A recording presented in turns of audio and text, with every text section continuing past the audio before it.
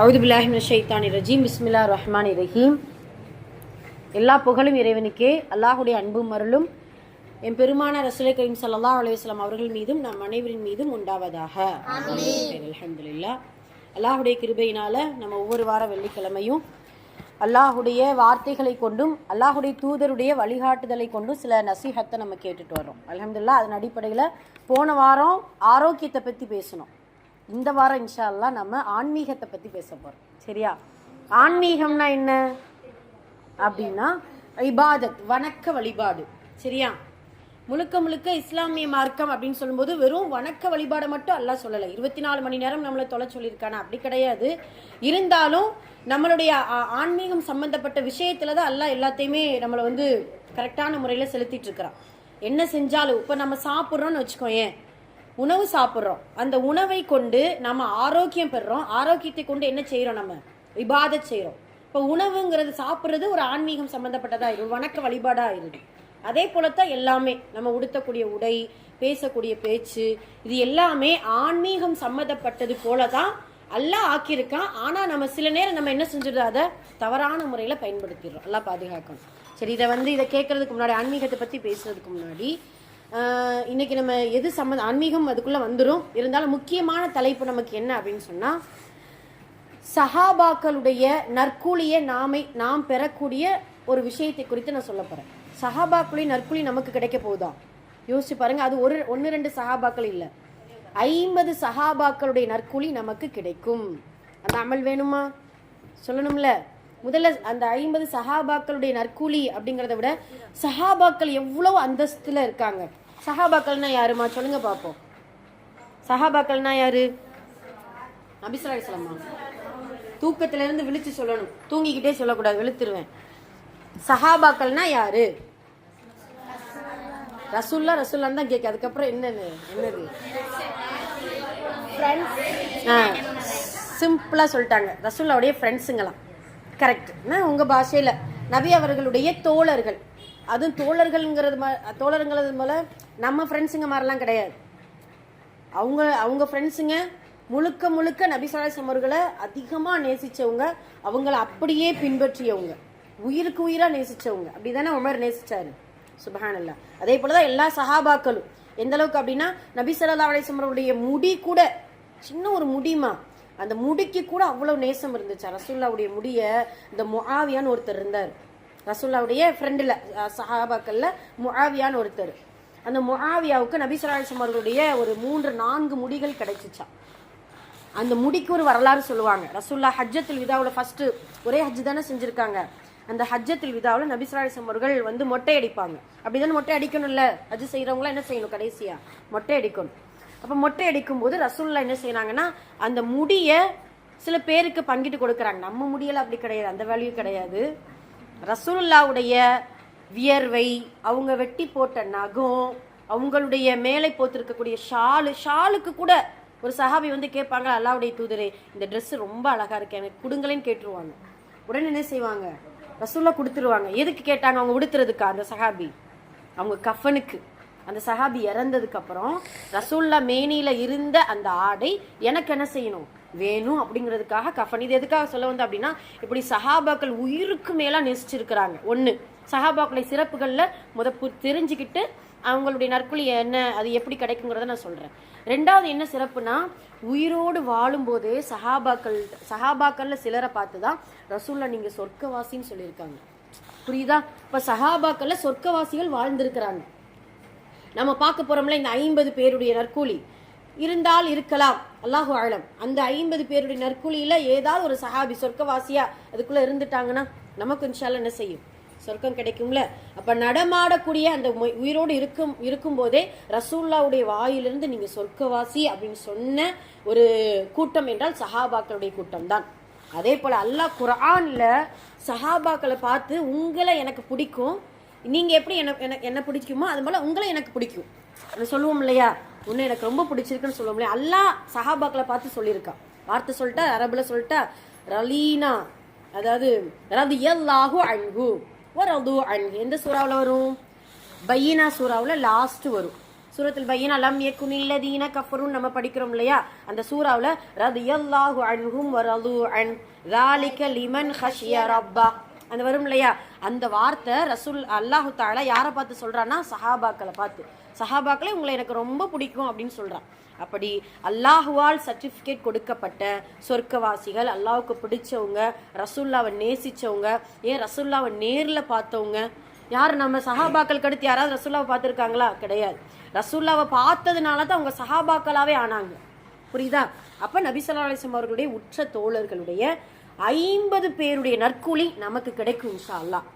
எப்படி கிடைக்குங்கிறத பாருங்க. ஒரு ஹதீஸ் ஸ்டார்டிங்ல இருந்து சொல்றேன். முன்ன கேட்டிருக்கலாம், இருந்தாலும் இந்த நற்கூலி இப்படியா அப்படிங்கிறது இப்பதான் நம்ம தெரிய வருது இன்ஷா அல்லாஹ்.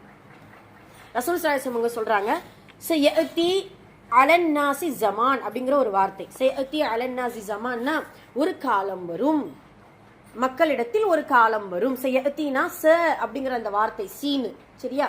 சீன் அந்த வார்த்தை வந்து ஒரு வினை சொல்லோடு சேரும் போது விரைவாக வருமா. உங்களுக்கு இப்படி இந்த சூரா சொன்னா உங்களுக்கு புரியும்.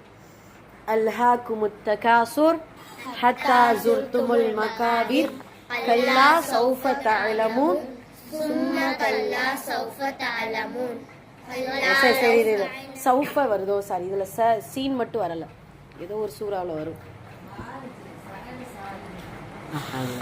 சரி, ஓகே. இப்படி சௌஃபையும் அதே சேம் இதுதான், அந்த அந்த அந்த அர்த்தம் தான் கொடுக்கும்.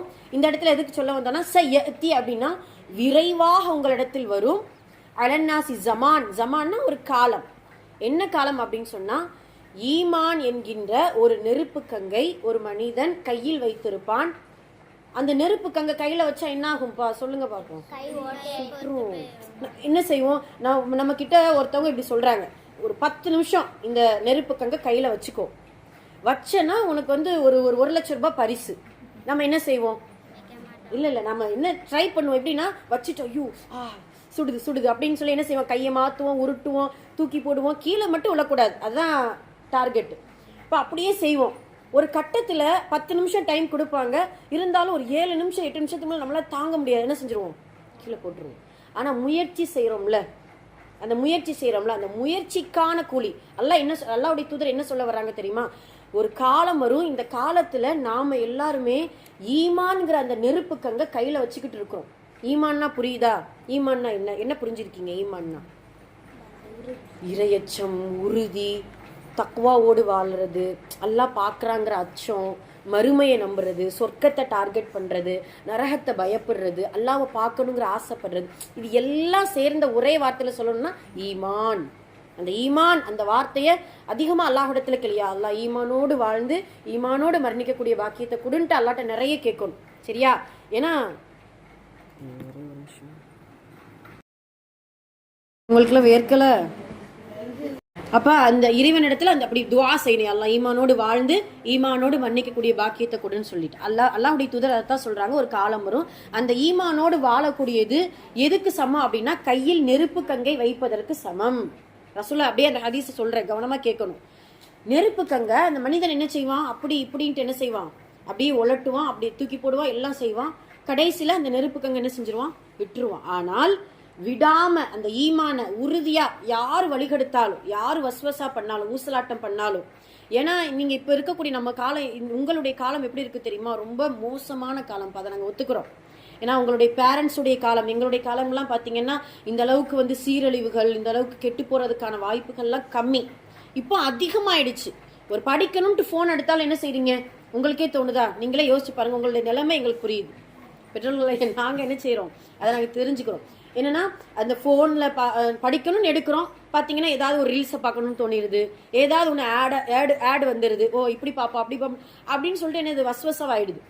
சரி அதுதான் அப்படிங்கிறது அப்படிங்குச்சுன்னா சரி கொஞ்ச நேரம் ஏதாவது செய்தி பார்ப்போம் அப்படின்னு டிவியை போட்டோம்னா அதில் என்னமாவது ஒரு ப்ரோக்ராம் வந்து அதை நம்ம அப்படி என்ன செய்யறோம் பார்த்துட்டு இருக்கிறோம். சரி அதுதான் அப்படி போச்சு. ஃப்ரெண்ட்ஸுங்களோட பழகி ஏதாவது விளையாடணும்னு பார்த்தா அந்த ஃப்ரெண்ட்ஸ் வந்தது அது ஒன்று என்ன செய்யுது, ஒரு கெட்ட பழக்கத்தை நமக்கு வந்து கொண்டு வந்து சேர்த்துருது. இப்படி எல்லா பக்கமும் குழப்பத்தில் இருக்கீங்க, ரைட்டா?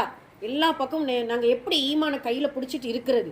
எங்களுக்கு ரொம்ப கஷ்டமா இருக்குது. தொழணும்னு தோணுது, நல்ல பிள்ளையா நடக்கணும்னு தோணுது, நல்லா இபாதத் செய்யணும், குர்ஆன் ஓதணும், அல்லாஹ்வுக்கு பயந்து நடக்கணும்னு தோணுது. ஆனா சில நேரம் ஈமான் பலகீனமாயிடுது.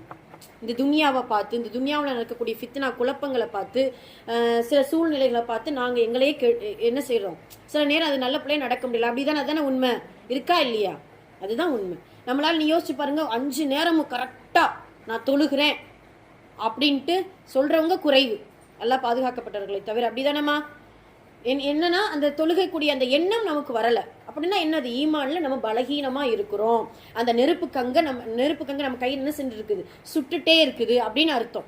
ஆனா ரசூல்லா என்னன்னா, இதுதான் நமக்கான ஒரு விளையாட்டு. என்னன்னா எப்படி சொல்றது, நமக்கான ஒரு சேலஞ்ச் இதுதான். என்னன்னா அல்லாஹ் இப்படிதான், இந்த சூழ்நிலை தான் வரும்ட்டு ரசூல்லா சொல்லிட்டாங்க. அதனால இந்த சூழ்நிலையில நம்ம வந்துட்டோம்.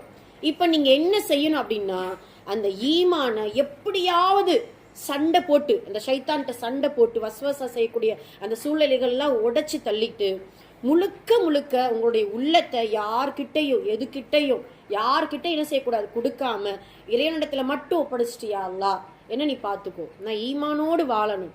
நான் சில நேரம் பலகீனப்படும் போது என்ன நீ என்ன செஞ்சிரு, அப்படி புத்துணர்ச்சியை ஆக்கிரு. அதுக்கு நம்ம சில ஸ்டெப்ஸ் எடுக்கணும். நம்ம சும்மா துவா செஞ்சுட்டு உட்கார்றது மட்டும் இல்லை. இப்போ ஒரு வேலை செய்கிறோம் அப்படின்னா வேலை செஞ்சதுக்கான கூலி நமக்கு கிடைக்கும். வேலை செய்யாமல் நமக்கு கூலி கிடைக்குமா? கிடைக்காது. அப்போ அந்த ஈமான் நமக்கு உறுதியாக வேணும் அப்படின்னா, முதல்ல உங்களுடைய வாழ்க்கையில் எடுத்து நடக்கக்கூடிய முதல் விஷயம் தொழுகை மட்டும்தான். நீங்கள் மறுபடி எத்தனை முறை கேட்டாலும் முதல்ல அல்லாஹு தாலா மறுமையில் விசாரிக்கக்கூடிய முதல் அமலே தொழுகை. அந்த தொழுகையை நல்ல முறையில் கடைபிடிச்சிட்டிங்கன்னா அந்த ஈமான் உங்களுக்கு பலப்படும். அந்த ஈமான் என்பது மட்டும் நமக்கு கிடைச்சிருச்சுன்னா, இந்த ஹதீஸை சொல்லி முடிச்சுட்டு இதுக்கு எக்ஸ்பிளைன் பண்ணியிருந்தேன். ரசூல்லா இதை சொல்லி, ஒரு காலம் வரும் இந்த கையில நெருப்பு கண்கு இருப்பதை போல மக்கள் வாழ்ந்து கொண்டிருப்பார்கள் அப்படின்னு சொல்லிட்டு ரசூல்லா இந்த வார்த்தை சொல்றாங்க. அந்த நேரத்தில் யார் ஈமானோடு வாழ்கிறார்களோ அவர்களுக்கு என்னோடு இருக்கக்கூடிய சஹாபாக்களின் 50 பேருடைய நற்கூலி கிடைக்கும் அப்படின்ட்டு மறைமுகமா எப்படி சொல்றாங்கன்னா, இருப்பவர்கள் இப்படின்னு சொல்றாங்க, இருப்பவர்களுடைய நற்கூலி 50 பேருடைய நற்கூலி கிடைக்கும்னு சொல்லிட்டாங்க. சஹாபாக்கள் ஒரு கேள்வி கேட்கிறாங்க, அல்லாஹ்வுடைய தூதரே, இருப்பவர்கள்னு சொல்றீங்களே, இனிமே வரக்கூடியவர்களின் 50 நற்கூலியா இல்ல உங்களோட நாங்க இருக்கிறோம்ல எங்களுடைய நற்கூலியான்னு கேட்கிறாங்க ரசூலுல்லாஹ்ட்ட. கேள்வி கரெக்ட் தானே? அப்ப ரசூல்லா சொல்றாங்க, உங்களோட என்னோடு இருக்கக்கூடிய சஹாபாக்களை தோழர்களை உங்களின் 50 பேருடைய நற்கூலி ஈமானோடு அந்த நேரத்துல இருக்கக்கூடிய மனிதனுக்கு கிடைக்கும் அப்படின்னு சொல்றாங்க. புரியுதா? இப்ப புரியுதா? அப்ப அந்த நேரத்துல நாம இன்ஷா அல்லாஹ், இந்த சூழல் வந்துருச்சு, சயதி அலனாசி ஜமான், ஒரு காலம் வரும் அப்படின்ட்டு ரசூல்லா சொன்னாங்கல்ல 1400 வருஷத்துக்கு முன்னாடி. அந்த காலம் இப்பொழுது வந்துருச்சுப்பா. ரசூலுடைய வாக்கு உண்மையாயிருச்சு. அந்த காலத்துல தான் நம்ம இருக்கிறோம். ஆனால் ஈமானோடு இன்ஷா அல்லாஹ் என்ன செய்யணும், பலத்தோடு இருக்கணும். அதுல முதல் இது நீங்க என்ன செய்யணும் அப்படின்னா தொழுகை. அல்லாஹ் குர்ஆன்ல சொல்லும்போதே, இன்ன ஸலாத்தி தன்ஹா அனில் ஃபஹ்ஷாய் வல் முன்கர், நிச்சயமாக இந்த தொழுகை தான் மானக்கேடான, கெட்ட, அசுத்தமான, அருவருப்பான, வெறுக்கத்தக்க எல்லா செயல்களையும் உங்களை காப்பாற்றும். இந்த தொழுகை தான் உங்களை காப்பாற்றும். வேற யாருமே காப்பாற்ற முடியாது. நீ யோசிச்சு பாரு, நான் எவ்வளவுதான் 1 மணி நேரம் உங்களுக்கு அட்வைஸ் பண்ணாலும், நான் என்ன சொல்லிட்டு போயிடலாம், பயான் கேட்டுட்டு நீங்க போயிடலாம், அவ்வளவுதான், முடிஞ்சிருச்சு. எவ்வளவுதான் உங்களுக்கு நான் அட்வைஸ் பண்ணாலும் உங்களுடைய உள்ளத்தை நீங்க தான் ஜெயிக்க முடியும். அல்லாஹ்வுடைய தூதர் சொன்னது போல, மாவீரன் யாரு தெரியுமா? மாவீரன் நம்மளோட நஃப்ஸ் ஒருத்தர் உள்ள பேசிட்டே இருப்பானா, ஷைத்தான் மாதிரி. சில பேர் பேசிட்டே இருக்கீங்க, பேசக்கூடாது. என்ன செய்யணும், உள்ளத்துல ஒருத்தன் பேசிட்டே இருப்பான். என்னன்னா, ஏய் தொழுகையா, அப்புறமா பாத்துக்கிறோம், கலா செஞ்சுக்கலாம், கலாங்கிற ஒண்ணு இருக்கு, கலாங்கிற ஒண்ணு இல்ல, முதல்ல அதை புரிஞ்சுக்கிறோம். அந்தந்த வக்தில் என்ன செஞ்சிடணும், கரெக்டா தொழுதுக்கிறோம் முடிஞ்சளவு. இல்லைன்னா தௌபா செய்யணும், அதிகமா தௌபா செய்யணும். இப்போ அந்த லீவ் நேரத்துலலாம் பார்த்தீங்கன்னா அப்படியே டைம் போய்கிட்டே இருக்கும். சும்மா நம்ம உட்காந்துருப்போம், சோம்பேறியே படுத்திருப்போம், இல்லை ஏதாவது புக்கு படிக்கிற மாதிரி படிச்சுட்டு இருக்கிற மாதிரி ஒரு இது பண்ணுவோம். ஆனால் அங்கே வாங்க சொல்லுவாங்க, அந்த எண்ணமே உள்ளத்தில் வராது, பயமே வராது. அப்போனா என்ன, ஈமான் பலகீனப்பட்டுருச்சு, எல்லாம் பாதுகாக்கணும். இப்போ அந்த பலகீனப்பட்ட அந்த சூழலில் நம்ம என்ன செய்யணும், ஆஹா தொழுகை நிலைநாட்டணும். தொழுகை தான் அகீமி ஸலா, குர்ஆன்ல எத்தனை இடத்துல சொல்லியிருக்கான் தெரியுமா, சுப்ஹானல்லாஹ். இப்போ அந்த தொழுகையில் நம்ம கவனமே இல்லாமல் இருக்கோமே, பயமே இல்லாமல் இருக்கோமே. இன்னொன்று தெரியுமா, இதை யோசிச்சு பாரு, நீ தொழுதா அல்லாஹுடைய கண்ணியம் கூட போறது கிடையாது. அதையும் நல்லா புரிஞ்சுக்கிறணும். நீ தொழுகலன்னு நினைச்சுக்கோயேன், அல்லாஹுடைய கண்ணியம் குறைய போறது கிடையாது, இஸ்லாமிய மார்க்கம் இல்லாம போயிறது கிடையாது. தொழுதா உனக்கு நன்மை, நான் தொழுதா எனக்கு நன்மை, நீ தொழுதா உனக்கு நன்மை. அந்த தொழுகையை கொண்டுதான் எல்லாமே, இந்த துனியாவில் எல்லாமே அமல்படுத்துறது தொழுகையை கொண்டுதான். இப்போ ஆன்மீகம் என்பதை தொழுகையிலிருந்து அல்லாஹ் ஸ்டார்ட் பண்ணுறான். ஏன்னா நம்ம இஸ்லாத்தின் கடமைகள் 5 அப்படின்னு படிக்கிறோமா, 1வது களிமா. களிமா எல்லாரும் சொல்லிட்டோம், அல்ஹம்துலில்லாஹ். நம்ம சொல்லலைனாலும் அல்லாஹ் முஸ்லீமா நமக்கு பிறக்க வச்சிட்டான்ல, இது இவ்வளோ பெரிய பாக்கியம். இப்போ 2வது கடமை தொழுகை. அதுக்கு முன்னாடி ஜக்காத்தோ நோம்போ ஹஜ்ஜோ சொல்லலை. 2வது கடமையாக நமக்கு தொழுகையை அல்லாஹ் சொல்லியிருக்கான். எவ்வளோ இம்பார்ட்டன்ட். அல்லாஹுடைய தூதர் அவங்களுக்கெல்லாம் தொழணுங்கிற அவசியமே இல்லை, ரசூலுல்லாஹ்வுக்கு தொழணுங்கிற அவசியமே கிடையாது. ஒன்று புரிஞ்சுக்கிறணும். ஏன்னா அல்லாஹு தாலா முன்பின் பாவங்கள் மன்னிக்கப்பட்ட ஒரு மனிதராக ரசூலுல்லாஹ்வை ஏற்படுத்தியிருக்கான். ஆனால் அவங்க மரண தருவாயில் தொழுதாங்களே, மரண நேரத்தில் எழுந்துக்க கூட முடியலை. நம்மளாம் சின்ன காய்ச்சல், வயிற்று வலி, தலைவலினா அப்படியே படுத்துருவோம், அந்த தொழுகை விட்டுருவோம், ஏதாவது சாக்கு போக்கு காரணத்தை சொல்லிடுவோம் பெற்றவங்ககிட்டையும் உஸ்தாதுமார்கிட்டையும். ஆனால் அல்லாஹுடைய தூதர் மரண நேரம் அவங்களால எழ முடியலை, மயக்கடிச்சு உழுகுறாங்க, ஒது செய்ய முடியலை, ஒன்றும் சுயநிலவே சில நேரம் வருது போகுது. அப்படிங்கிற பட்சத்தில் ரசூல் என்ன செய்றாங்க, ஒது செய்ய தண்ணி கொண்டு வாங்கன்னு சொல்லி ஏதோ ஒரு அளவு அப்படியே அந்த தண்ணி என்ன செய்வாங்களாம், மூஞ்சில் அப்படியே நிறைய ஊற்றிக்குவாங்களாம். அவங்களால அந்த வெப்பம் தாங்க முடியலை. அதுக்கப்புறம் என்ன செய்வாங்க, ஒது செஞ்சு 2 பேருடைய துணையால், அதாவது கையை என்ன செய்வாங்க 2 சஹாபாக்கள் மேலே போட்டு அப்படியே கால் அப்படியே வரபரபரன்னு இழுத்துட்டு போகுமா. புரியுதா அந்த காட்சி உனக்கு? புரியுதா? நடக்க முடியல ரசூல்லாவால், அப்படி என்ன செய்யறாங்க, தோல் மேலே போட்டு ரசூல்லா அப்படியே போகிறாங்க, நடக்க முடியல அவங்களால. இப்படியெல்லாம் ரசூல்லா நபி ஸல்லல்லாஹு அலைஹி வஸல்லம் அவர்களை அல்லாஹ் தொழுகை நிலைநாட்ட சொல்லியிருக்கானா? கிடையாது. அவங்க நபி, அவங்க அல்லாஹ்வுடைய ஹபீப். அவங்க மூலியம் அவங்க சொர்க்கத்தில் முதல் முறையாக அவங்களுடைய பேர் சொல்லி கதவு தட்டினாதான் சொர்க்கமே திறக்கும். எல்லாமே அல்லாஹு தாலா நபி ஸல்லல்லாஹு அலைஹி வஸல்லம் அவர்கள் சொல்லிட்டா, இப்படி தான் நீங்கள் உங்களுடைய அந்தஸ்தை பார்த்துக்கோங்கன்ட்டு. எதுக்கு இப்படி தொழுகணும் யோசிச்சு பாரு. இந்த உம்மத்தினர்களுக்காகத்தான். சுப்ஹானல்லாஹ். இறுதி மூச்சு வரைய தொழுகையை நிலைநாட்டுங்க அப்படிங்கிறத நமக்கு எடுத்து சொல்றதுக்கு தான் அல்லாஹுடைய தூதர் இப்படியெல்லாம் நமக்கு கொடுக்குறாங்க. அப்படி சொல்லி முன்மாதிரியா இருக்கிறாங்க. அதே போல தொழுது முடிச்சிருவாங்களாம். தொழுது முடிச்சுட்டு கடைசி நேரம், அதாவது இப்போ ஒரு மணி நேரத்தில் வஃபாத் ஆக போறாங்க அப்படிங்கிற பட்சத்தில் ரசூலுல்லாஹ் என்ன செய்வாங்க, அபூபக்கர் ரலியல்லாஹு அவர்கள் தொழுகை நடத்திட்டு இருப்பாங்க. அவங்களால இனிமேல் நபி ஸல்லல்லாஹு அலைஹி வஸல்லம் எழ முடியல, தொழ முடியல. அதாவது தொழ முடியலன்னா எழுந்து மக்கள் என்ன செய்றாங்க பார்க்க முடியல.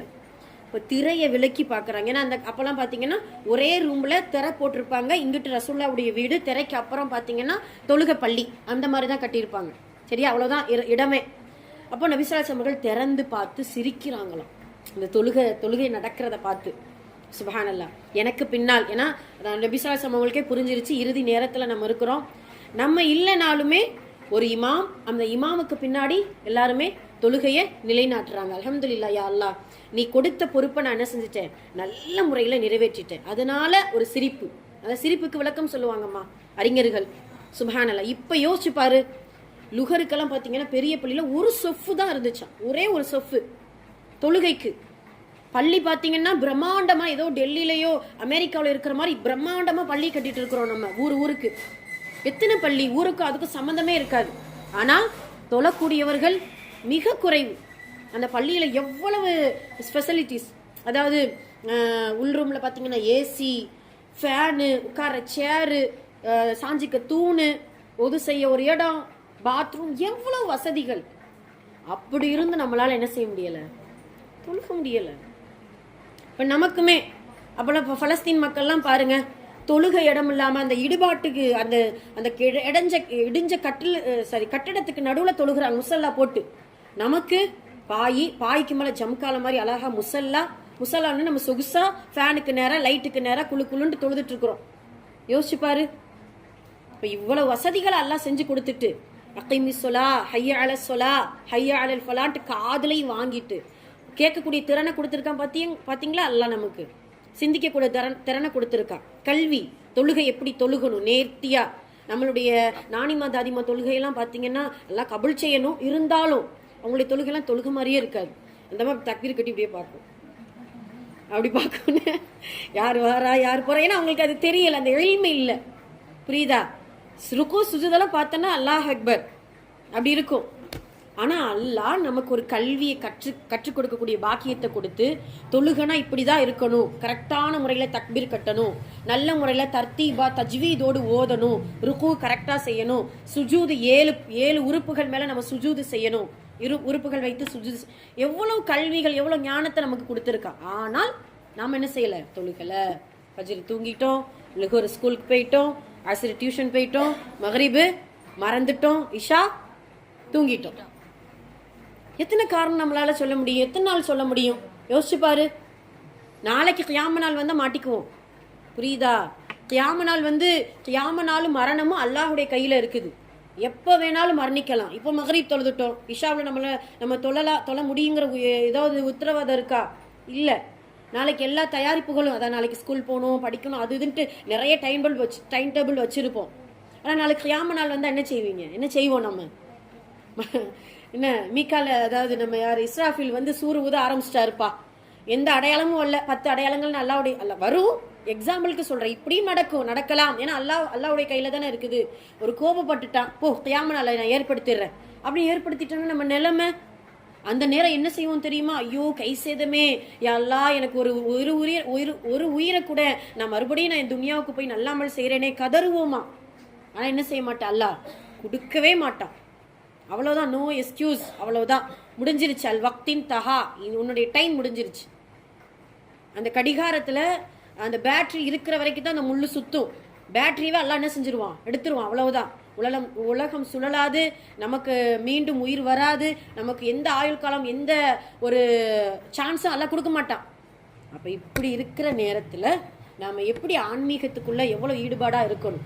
நம்ம ஆன்மீகத்துல ஈடுபாடா இருக்கிறோமோ இல்லையா, ஆன்லைன்ல ஈடுபாடா இருக்கிறோம். பயங்கரமா ஆன்லைன்ல ஈடுபாடு. இன்னைக்கு பெரியவங்களுக்கு அது சம்பந்தமா தான் பயானே சொன்னோம். சராசரி இப்போ அறிவியல் ஆராய்ச்சியா, அல்ஹம்துலில்லாஹ் உங்க வீட்டுல ஃபோன் கொடுக்குறாங்க, கொடுக்கல, அது வேற விஷயம். பொதுவா ஆராய்ச்சி செஞ்சு சொல்றாங்க, சராசரி ஒரு சிறுவன், ஒரு இளைஞன் 6 மணி நேரம் தொடர்ந்து ஆன்லைன்ல இருக்கானாம்பா. அதனால அவனுக்கு என்ன நோய் வருது தெரியுமா?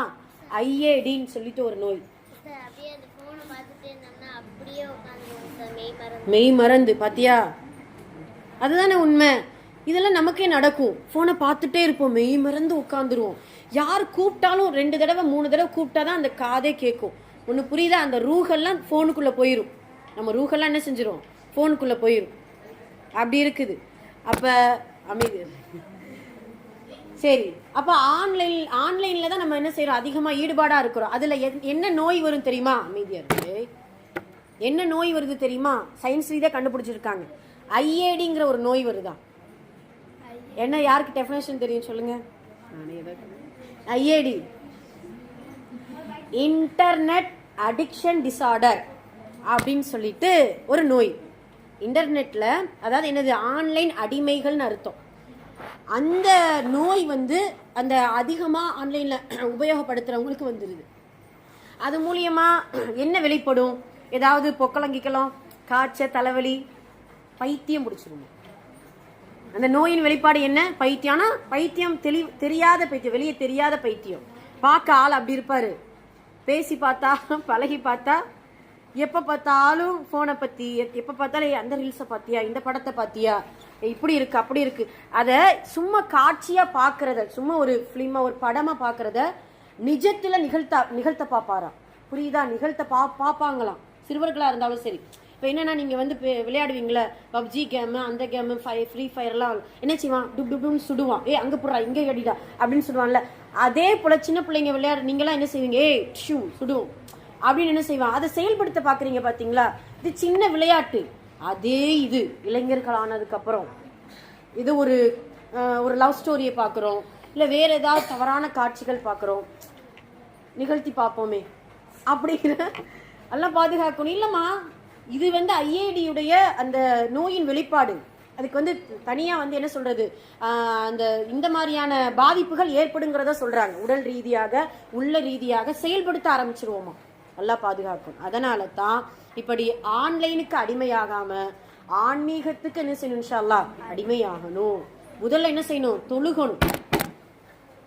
தொழுகணும்.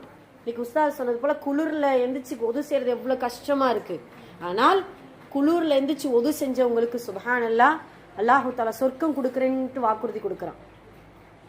2 நேரம் உண்டு. அந்த குளிரான 2 நேரத்தில் யார் ஒது செய்கிறார்களோ அவர்களுக்கு சொர்க்கம் வாஜிபாகுது. அஸ்ரும் ஃபஜ்ரும். புரியுதா? இஷா கிடையாது, அஸ்ரு ஃபஜ்ரு. சரியா?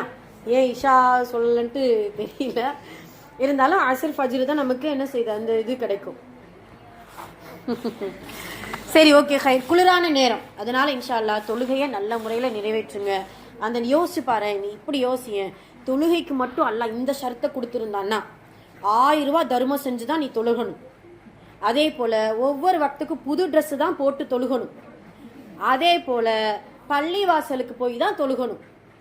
எந்த இடத்துல என்ன செய்யக்கூடாது, தொழுகக்கூடாது. அதே போல் இப்படி ஏதாவது ஒரு ஷர்த்து இப்படி பெருசு பெருசாக நமக்கு போட்டு வச்சுருந்தா நினச்சிக்கோ, 1 கிலோ வெயிட்டை வலது பக்கத்தில், இன்னொரு கிலோ வெயிட்டை இடது பக்கத்தில் இப்படி வச்சு தான் தொழுகணும். யோசிச்சு பாரு. இல்லை நான் இது எதுக்காக சொல்லணும்னா சிரிக்கிறதுக்கு இல்லை, சிந்திக்கணும். தொழுகையை அவ்வளவு இலகுவாக்கி இருக்கா அல்லாஹ். உலகமெங்கும் நமக்கு தொழுமிடம். மஸ்ஜிதில் தான் தொழுகணும், மதரசாவில் தான் தொழுகணும், முசல்லாவில் தான் தொழுகணும் அப்படின்ட்டு அல்லாஹ் நமக்கு ஷர்த்து போடலையே. தூய்மையான எந்த இடத்துல வேணாலும் தொழுகு. வக்கத்து வந்துருச்சா உடனே தக்பீர் கட்டி என்ன செஞ்சிடணும், தொழுகணும். அவங்க பார்ப்பாங்களே, இவங்க பார்ப்பாங்களே, என்ன நினைப்பாங்களோ, இதே நம்ம புதுசாக தொழுகுது அப்படின்னு நம்மளை இது பண்ணிடுவாங்களோ. ஒரு சில பேர் இப்படி தயங்கிக்கிட்டே தொழுக மாட்டாங்கம்மா. சில நேரம் நம்ம நிலைமை தான். நானுமே சில நேரம் எல்லாம் பாதுகாக்கணும். ஐயோ என்ன இப்படி தொழுகிறாங்களே அப்படின்ட்டு ஏதாவது சொல்லிடுவாங்களோன்ட்டு எல்லாம் பாதுகாக்கணும். அப்படிலாம் சொல்கிறவங்க மறுமையில் நமக்கு உதவி செய்ய மாட்டாங்க. இப்போ எந்த இடத்துல நமக்கு எப்படியெல்லாம் அந்த டைம் கிடைக்குதோ முடிஞ்சாலும் என்ன செஞ்சிடணும், அந்த தொழுகை வக்து முடிகிறதுக்குள்ளே தொழுகிறணும். தொழுகையுடைய ஆரம்ப நேரத்தில் தொழுகிறது இன்னும் ஸ்பெஷல் அடியார்களாக நம்ம ஆயிடுவோம் இன்ஷா அல்லாஹ் அல்லாஹ்விடத்தில். அதனால அதே போல் பாபு சொலா அப்படிங்கிற அந்த தொழுகையுடைய வாசல் வழியாக அல்லாஹ் சொர்க்கத்தில் நமக்கு கொடுப்பான். தொழுகை சுப்ஹானல்லாஹ் இன்னும் நிறைய சொல்லிட்டு போகலாமா. அதே போல் ஆன்மீகம் ரீதியாக அதிகமாக திக்ரு செய்யுங்க. திக்ருனா சும்மா தஸ்பீகை உருட்டுறதோ கையில் திக்ரு செய்கிறதோ இல்லை. இந்த இன்னைக்கு மல்லமா கிளாஸில் அல்லாமா ஷிபிலி ரஹ்மத்துல்லாஹி அலைஹி அப்படின்ட்டு ஒரு நல்லடியாருடைய வரலாறு பார்த்தோம். அவர் சொல்லுவார், இந்த கையில் திக்ரு செய்கிறவங்க நாவில் திக்ரு செய்யவங்களை பார்த்தா அவர் கோவம் வருமா. ஏன் கோவம் வருது அப்படின்னு சொன்னால், அல்லாஹுவை அறியாதவங்க தான் கையிலையும் நாவலையும் திக்ரு செய்வாங்க. அல்லாஹுவை புரிஞ்சுக்கிட்டவங்க உள்ளத்தின் அளவு திக்ரு செய்வாங்களாம். புரியுதா? நம்ம கத்துறோம்ல, அல்லாஹ் அக்பர் அல்லாஹ் அக்பர் சுப்ஹானல்லாஹ், என்ன செலவாத் சொல்லுங்க, லா இலாஹ இல்லல்லாஹ் கத்துறோம் இல்லையா. இதெல்லாம் சொல்றது அல்லாஹுவை அறியாதவர்கள். ஏன்னா இறைவனை நாவால் உணர முடியாது, கையால் உணர முடியுமா? உள்ளத்தால தான் உணர முடியும். ஏன்னா அல்லாஹுவை நம்ம நேரில் பார்க்கல. உணர்ச்சி என்பது உள்ளம், நஃப்ஸு, ஆத்மா சம்பந்தப்பட்டது, ரூஹ் சம்பந்தப்பட்டது. அதனால உள்ளத்தின் அளவு திக்ரு செய்யினா எனி டைம் ஏதாவது பிரார்த்தனை செய்யும் பொழுது, உதவி தேடும் பொழுது, பாதுகாப்பு தேடும் போது எல்லாமே அல்லாஹ்விடத்துல யா அல்லாஹ் மனசுல நினைச்சுக்கோ, யா அல்லாஹ் எப்படியாவது நல்லா படிக்கணும், எப்படியாவது நான் உன்னை அதிகமா தொழுகணும், உன்னை திக்ரு செய்யணும், யா அல்லாஹ் எனக்கு பயமா இருக்கு, ஏதாவது இறைவனிடத்துல உள்ளத்துல பேசிக்கிட்டே இருங்க. அதுதான் திக்கர். வெறுமனமே அப்படியே தஸ்பி உருட்டுறதல்ல திக்கர். புரியுதா? அதனால கல்பு என்பது இறைவனுடைய அந்த கட்டுப்பாட்டுக்குள்ள இருக்குது. அதனால தான் நம்ம துஆ செய்யறோம்ல, யா முகல்லிபல் குலூப். என்ன அர்த்தம்? உள்ளத்தை புரட்டுபவனே. உள்ளத்தை புரட்டுபவன் இறைவன் தான். எந்த பேச்சாளர்னாலும், எந்த ஹசரத், எந்த இமாம், எந்த முஃப்தினாலையும் யாருடைய உள்ளத்தை மாற்ற முடியாது. ஆனா ரசூலுல்லாஹ்வுக்கு அல்லாஹ் குர்ஆன்ல என்ன சொல்லியிருக்கான் தெரியுமா? அல்லாஹ்வுடைய தூதரே, நீங்க ஏன் கவலைப்படுறீங்க? இவங்களை நினைச்சு, நம்மளை நினைச்சு ரசூலுல்லாஹ் கவலைப்பட்டாங்க, ரொம்ப கவலைப்பட்டாங்க. ஐயோ நம்ம போனதுக்கு பின்னாடி அந்த ஹதீஸ் நான் ஆரம்பத்தில் சொன்னேன்னா, அப்போ இந்த ஒரு விஷயத்தை நான் விட்டுட்டேன் பாருங்க. அந்த 50 பேருடைய நற்கூலி ஏன் அல்லாஹ்வுடைய தூதரே எங்களுடைய நற்கூலி அவங்களுக்கு கிடைக்குமா? அது என்ன ஸ்பெஷல் அவங்களுக்கு மட்டும்? உங்களை பார்க்கல, உங்களை இன்னுமே என்ன சொல்றது, நேரடியாக பார்க்கல, எப்படி அதுக்கு அவங்களுக்கு மட்டும் 50 நற்கூலி, அது எங்களுடைய நற்கூலி கிடைக்குமா அப்படின்னு சொல்லும்போது ரசூல் அழகான வார்த்தை சொல்லுவாங்க, உங்களோடு இப்போ நான் இருக்கேன், நீங்க இருக்கும்போது வஹி வருது, அல்லாஹ்வுடைய தொடர்பு இருக்குது, நிறைய முஅ்ஜிஸாக்கள் பார்க்குறீங்க, ஒரு உம்மத்து வரும், என்னை பார்க்கல அவங்கெல்லாம். அப்படிதானே ரசூலா பார்த்துருக்கோமா? நாங்கள் என்னை பார்க்கல. எந்த வகையையும் நேரடியாக ரசூல்லா அவங்க பார்க்க மாட்டாங்க. வகை வர்றதை நம்ம பார்த்துருக்கோமா? குர்ஆன் இது இருக்குது, இதுதான் குர்ஆன், இதுதான் வேதம்ட்டு நம்ம முழுமையாக நம்பி இருக்கிறோம். எந்த முஅ்ஜிஸா அற்புதம் ரசூல்லா நிகழ்த்திய அற்புதம் ஏதாவது பார்த்துருக்கோமா? ஒன்றும் பார்க்கல. நம்ம சும்மா மனுஷன் நிகழ்த்துற சாதாரண மேஜிக்கை பார்த்து அப்படி பிரமிச்சு உட்காந்துட்டு இருக்கிறோம். ஆனால் ரசூல்லாவுடைய காலத்தில் சுப்ஹானல்லாஹ் நிலவை பிளந்தாங்களாம் ரசூலுல்லாஹ். ஒரு மியூசியத்தில் இப்போ கூட ரீசெண்டாக ஒரு இணையதளத்தில் பார்த்தேன்ப்பா, நிலவை பிளந்ததை ஒரு சும்மா காட்சிப்படுத்தி வச்சிருக்காங்க. நல்லா இருந்துச்சு, அழகா இருந்துச்சு. ஓ இப்படிதான் நிலவை பிளந்திருப்பாங்களோ ரசூலுல்லாஹ் அப்படின்னு சொல்லிட்டு பெருசாக அதை செஞ்சு ஒரு டிஃப்ரெண்ட்டாக இருந்துச்சு, சூப்பராக. சில நான் பார்த்தா ஷேர் பண்ணுறேன் குரூப்பில். அப்போ அல்லாஹ்வுடைய தூதர் அதே போல் நபி ஸல்லல்லாஹு அலைஹி வஸல்லம் என்ன முஅ்ஜிஸா? பால். யோசிச்சு பாரு, ஒரு குவளை பால் அத்தனை சஹாபாக்கள் குடிச்சாங்களே. நம்ம அதெல்லாம் பார்க்காம, அனுபவிக்காம, அதையெல்லாம் பிரமிச்சு பார்க்காம, நாம ரசூல்லா இருக்காங்க, அவங்க சொன்னாங்க, அல்லாஹ் இருக்கிறான், குர்ஆன் இது இருக்குது, நம்ம தொழணுங்கிற ஈமான் கொண்டிருக்கோம் இல்லையா? அதனால தான் நமக்கு அவங்களே அல்லாஹ்வுடைய தூதரை பார்க்காமையே ஈமான் கொண்டதுனால தான் 50 பேருடைய நற்கூலி நமக்கு கிடைக்குமா. ஆனா என்ன செய்யணும்? ஈமானோடு இருக்கணும். அப்படியே சண்டை போடணும். தினமும் நமக்கு போராட்டம் தான். யாரோடு போராடணும்? நஃப்ஸோடு போராடணும். தொழுகை வரும்போது தொழணும், குர்ஆனோடு தொடர்பு வைக்கணும், திக்ரு செய்யணும், தனிமையில் இறைவனை ரொம்ப அஞ்சணும்மா. இந்த ஒரே ஒரு சம்பவம் சொல்லி நான் முடிச்சிடுறேன். இன்னைக்கு பெரியவங்ககிட்ட சொன்னதுதான். இந்த ஐபிஎஸ் அதிகாரி வந்து ஒரு கேஸ் எடுக்கிறார். கேஸ்னா எப்படி சொல்றது? ஒரு ஒரு ஒரு சம்பவம், ஒரு வழக்கு. குட். ஒரு வழக்கு எடுக்கிறாருன்னு வச்சுக்கோ. ஐபிஎஸ் புரியுதுல்ல? ஐபிஎஸ் பெரிய அதிகாரி, ஒரு போலீஸ். அவர்கிட்ட ஒரு வழக்கு வருது. என்னன்னா, ஒரு கணவன் மனைவி, நீங்க கேள்விப்பட்டிருக்கலாம், ஃபேஸ்புக்லாம் நிறைய இது வந்துச்சு. அதாவது இப்படி ஒரு மாணவிகளுடைய அந்த ஒரு ஆண்டு விழாவுக்கு அவர் ஐபிஎஸ் அதிகாரியை பேசுறது கூப்பிடுறாரு. யாரு தெரியுமா? அந்த லைன் ஸ்கூல்ல ஒருத்தர் போலீஸ் வந்தார் தெரியுமா? ஏதோ ஒரு பேர், சைலேந்திர பாபு சுபர்மாஷ். அவங்க ஐபிஎஸ் அதிகாரி தானே? ஓகே. அவர் சொன்ன விஷயம்தான். என்னன்னா, ஒரு கேஸ் அவர்கிட்ட வருது. ஒரு கணவன் மனைவி, அவங்களுக்கு ஒரு செல்லமா ஒரு பெண் குழந்தை. அது நல்லா படிக்க வைக்கிறாங்க. +2 முடிக்கிறாங்க. முடிச்சதுக்கப்புறம் காலேஜ் ஃபர்ஸ்ட் நாள், நல்லா கவனிக்கணும், காலேஜ் ஃபர்ஸ்ட் நாள் போகும்போது பார்த்தீங்கன்னா, அவர் என்ன செய்யறாரு, ஒரு தந்தை அப்பா என்ன செய்யறாரு, ஒரு தனி ஆட்டோவை ரெடி பண்ணிடுறாரு. ரெடி பண்ணி மக மட்டும் சேஃபா போயிட்டு சேஃபா வர்ற மாதிரி. அந்த ஆட்டோக்காரர்கிட்ட பேசக்கூடாதுங்கிறதுக்காகவே தன்னுடைய மகள்கிட்ட ஆட்டோக்காரர் நம்பர் கொடுத்து, இதுல ஒரு மெசேஜ் மட்டும், போன்லாம் போட்டுறாதமா, மெசேஜ் மட்டும் தட்டி விட்டணும். மெசேஜ் பண்ணனா அவர் என்ன செய்வாரு, ஆட்டோல உன்னை கூப்பிட்டு வந்து இறக்கி டிராப் பண்ணிடுவார் அப்படின்னு சொல்லிட்டு ஆட்டோக்காரர்கிட்ட பேசக்கூடாதுன்னு சொல்லி அவ்வளவு சேஃபா வந்து மகளை அனுப்புறாங்க. சரி, ஃபர்ஸ்ட் நாள் அந்த அம்மா காலேஜுக்கு போயிட்டு வரும்போது வர்றதுக்காக ஆட்டோக்காரருக்கு அந்த மெசேஜ் பண்ணுது, வாங்கணும் அப்படின்னு சொல்லிட்டு. மெசேஜ் பண்ண உடனே ஆட்டோக்காரர் வர்றாரு. வந்த உடனே அந்த பிள்ளைக்கு நைட்ல ஒரு மெசேஜ் வருது. அடி வாங்க போறீங்க 2 பேரும். நைட்ல மெசேஜ் வருது. என்ன மெசேஜ் வருது அப்படின்னா, வேற நம்பர்ல இருந்து, அன்னோன் நம்பர்ல இருந்து மெசேஜ் வருது. என்னன்னா, யூ சோ கியூட் அப்படின்னு சொல்லி. என்ன அர்த்தம்? நீ ரொம்ப அழகா இருக்க. இந்த பெண்களாகிய நமக்கு யாருக்குமே, ஹியூமனா எல்லாருமே அழகா இருக்கணும் அப்படியே விழுந்துருவோம். அப்படிலாம் யாருமே அப்படி சொன்னாங்கன்னா நீ யோசிச்சு பாரு. அந்த ரூல், அந்த ரைட்ஸை யாருக்கு கொடுக்க கூடாது. நம்ம என்ன சொல்லியிருக்கேன்னா, நம்ம அழகுங்கிறது எல்லாருக்குமே தெரியும். அதே போல நீ வந்து உலக அழகியை விட நீ ரொம்ப அழகா இருக்குன்னு சொன்னா அதைத்தான் கண்டிப்பா நம்பக்கூடாது. உண்மை இல்லைன்னு நமக்கே தெரியும். சரியா? ஆமா. அப்ப இப்படி எல்லாம் அந்த மெசேஜ் வந்த உடனே அந்த அம்மா பாத்தீங்கன்னா அப்படியே பட்டர்ஃப்ளை பறக்குது. மறுநாள் ஆட்டோவில் போகும்போதே ஆட்டோவில் இருக்கும்போதே ஒரு மெசேஜ் வருது, your dress is so beautiful அப்படின்னு சொல்லி, உன்னுடைய ட்ரெஸ் ரொம்ப அழகா இருக்கு அப்படின்னு சொல்லி. நம்ம நினைக்கிறோமா ஆட்டோக்காரர் தான் அனுப்பியிருக்கான்னு நினைக்கிறீங்களா? கிடையாது. ஆட்டோக்காரர் பக்கத்துல ஒருத்தர் இருக்கிறான். அவன் என்ன பண்றான், அந்த ஆட்டோக்காரருடைய மொபைல்ல இருந்து அந்த பிள்ளையுடைய மொபைல் நம்பர் எடுத்து இப்படி மெசேஜ் பண்ணியிருக்கான். முதல் நாள் ஒரு மெசேஜ், 2வது நாள் அந்த மெசேஜ், 3வது நாள் இந்த பிள்ளையே ஃபோன் போட்டு பேச ஆரம்பிச்சு 3வது நாள் காலேஜில் அந்த கேட்டில் இறக்கி விட்டுற ஆட்டோக்காரை இறக்கி விட்டு போனதுக்கப்புறம் காலேஜுக்கு போகாமல் அந்த பையனோடு என்ன செஞ்சிருது, போய் பார்க்கு பீச்சுன்னு சுற்ற ஆரம்பிக்குது. காலங்கள் போகுது. அந்த பையன் மேலே இந்த பிள்ளை ரொம்ப விருப்பம், பயங்கரமாக டீப்பாக வந்து விரும்புகிறாங்க 2 பேரும். ஒரு நாள் அந்த பையன் என்ன செய்யறான், இந்த பிள்ளையுடைய மைனஸ் பாயிண்ட்டை புரிஞ்சுக்கிட்டு, ஆஹா நம்மளை ரொம்ப விரும்புது, அப்போ ஒரு இது பண்ணுறான், ஒரு விஷயம் சொல்கிறான். என்னன்னா, நீ என்ன உனக்கு ரொம்ப பிடிச்சிருக்கு அப்படின்னு சொன்னால், நான் உன்னை வந்து விரும்பணும், லவ் பண்ணணும்னு சொன்னால் நான் சொல்கிறத நீ செய்யணும். என்ன செய்யணும்? நீ உண்மைக்கே இந்த காதலுக்கு அது இல்லை, கண்ணு இல்லை, கருமாந்திரம் இல்லைன்னு சொல்லுவாங்களா, உண்மைமா அதெல்லாம் வந்து அது வந்துச்சுன்னா எல்லாம் பாதுகாக்கணும். எல்லாமே உலகமே மறந்துடும். பெத்த தாய் தகப்பனே என்ன செஞ்சுட்டு இருக்காங்க, மறந்துருக்காங்களே, அந்த மாதிரி தான். அப்போ அந்த பிள்ளைகிட்ட இவ சொல்றா, 3 மணிக்கு காலையில எழுந்து உங்க தெருவுல ஒருத்தர் வாக்கிங் வருவார். வாக்கிங் வரக்கூடிய அவர் வந்து ஒரு டாக்டர். அந்த டாக்டருடைய ஃபோன் நம்பர், அந்த டாக்டர் எந்த கார்ல வர்றாரு, எங்க அந்த காரை டிராப் பண்றாரு, எந்த தெருவுக்கெல்லாம் வாக்கிங் போறாரு, எல்லா டீட்டெயில்ஸும் எனக்கு நீ அனுப்பணும். அதை அனுப்புனாதான் நான் உன்னை என்ன செய்வேன், விரும்புவேன். சொல்றது புரியுதா? விரும்புவேன் அப்படின்னு சொல்றா. சொன்ன உடனே இந்த பைத்தியம், ஒரு படிச்ச பிள்ளை, ஒரு +2 முடிச்ச பிள்ளை, ஒரு தெளிவு வேண்டாமா, இதுக்கு என்ன சம்பந்தம் யோசிச்சு பாருங்க.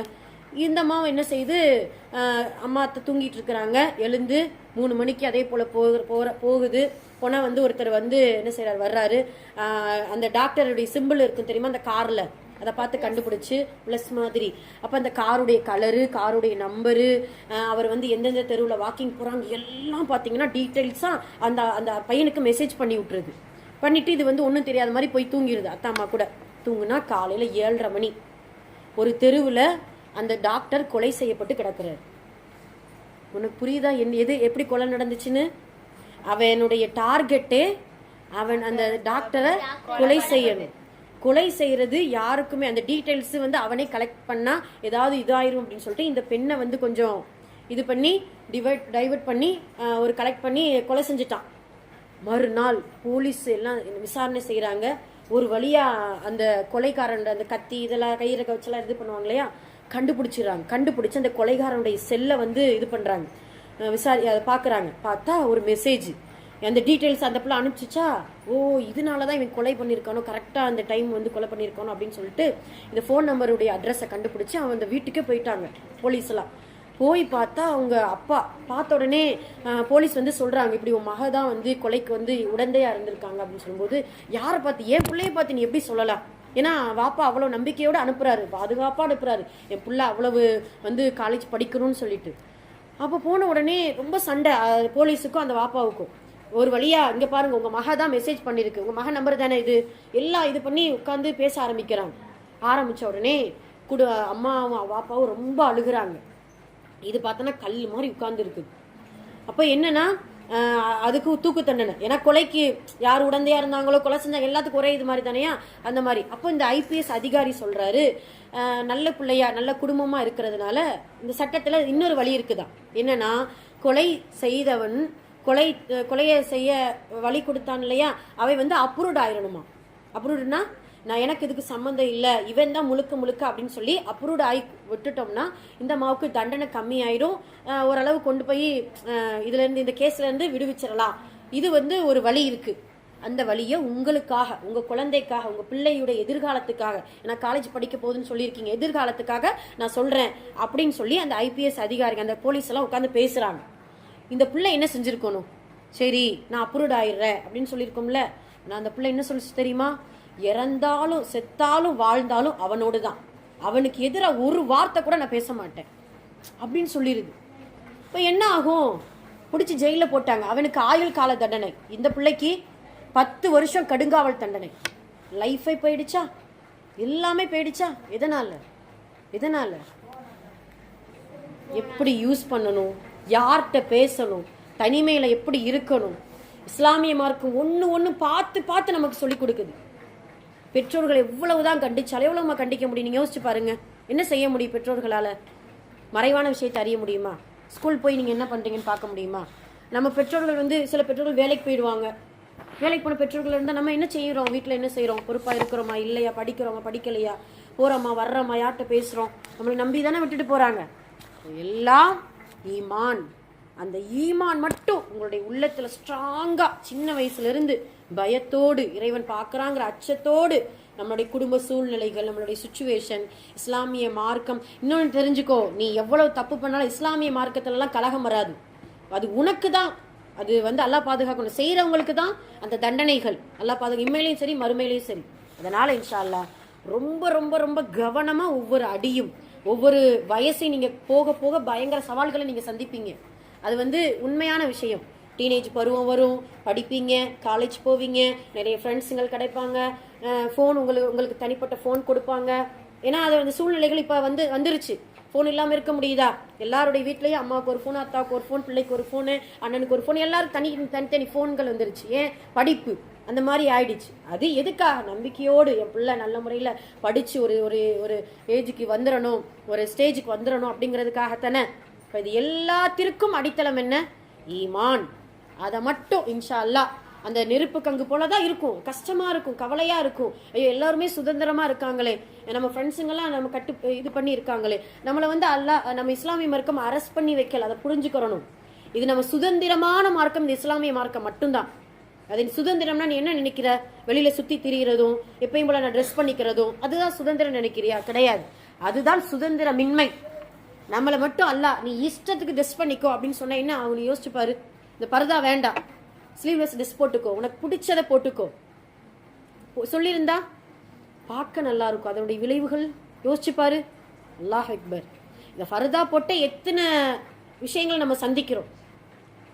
இஸ்லாமிய மார்க்கம் எவ்வளவோ கட்டுப்பாடு. இவங்ககிட்ட தான் பேசணும். அந்நிய ஆண், அதாவது அஜ்னபி மஹரமின்னு சொல்லுவாங்க. மஹரமான ஆண்டு ஏன் தனியா நமக்கு பிரிச்சு கொடுக்குறாங்க? அஜ்னபியார், அதாவது அந்நிய ஆண்ட்டு எதுக்கு நமக்கு தனியா ஒரு லிஸ்ட் கொடுக்குறான்ல? ஏன்?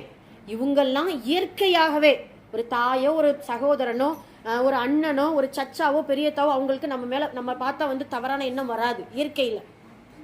ஆனால் அந்நிய ஆண்கள்கிட்ட யாரா இருந்தாலும் எவ்வளவு உறவுகளா பெஸ்ட் ஃப்ரெண்டா இருந்தாலும் சரி. இப்பெல்லாம் பாத்தீங்கன்னா காலேஜ் படிக்கிற பிள்ளைகளுக்கு எல்லாம் பாதுகாக்கணும். முஸ்லீம் பிள்ளைங்களாக இருந்தாலும் கூட பாய் ஃப்ரெண்ட் இல்லாம இல்லை. ஏன்னா அது சும்மா ஸ்டடீஸுக்காக தானே. நாங்க என்ன தப்பாவா பழகுறோம்? பேசுறதே தப்பு.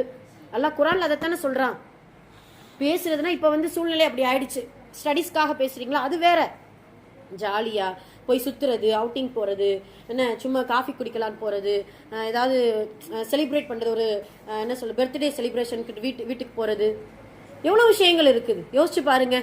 இப்ப இது எல்லாம் இஸ்லாம் மார்க்கம் நம்மளை கட்டுப்படுத்தி சிறைக்குள்ள வைக்கல.